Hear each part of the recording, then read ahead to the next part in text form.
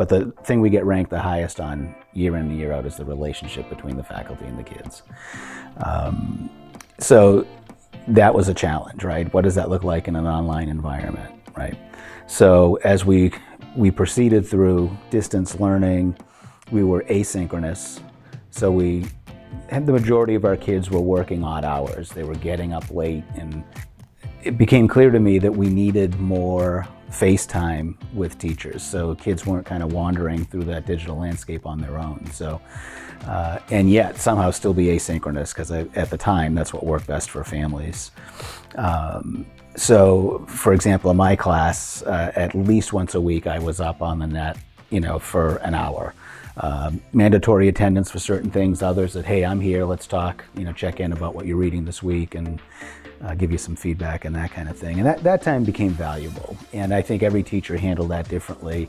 Some had office hours that were just open for kids to check in. Others, it was mandatory as class. There's kind of a learning objective that we're going to get through together today. The high school community page became a real outlet for people, right? So we'd put out our student announcements, as we always do, so we knew who got accepted at what college, whose birthday it was, and just to see the teachers jumping in, saying happy birthday and posting some silly GIF or whatever it was, and the kids responding to that, and I think for a lot of our teachers, we learned a lot about emojis and all of the fun stuff that the internet has to offer. But it was a neat way to be able to replace the, hey, how you doing in the hallway?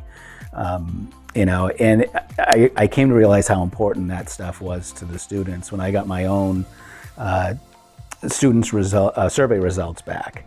One of the things several kids mentioned is that, I miss saying hi to you in the hallways. I have a habit of standing in the door in between classes, just saying hi to kids, greeting my students as they come in, but even kids I'm not teaching that year, just a quick hello, whatever. And I do it because it's refreshing. I just kind of I'm a social person that way, but I didn't realize how much it meant to them, or greeting them at the door in the morning. So trying to find a digital way to do that, that wasn't hokey, was a bit of a challenge, but that community page was something that we try to keep pumping up interest in.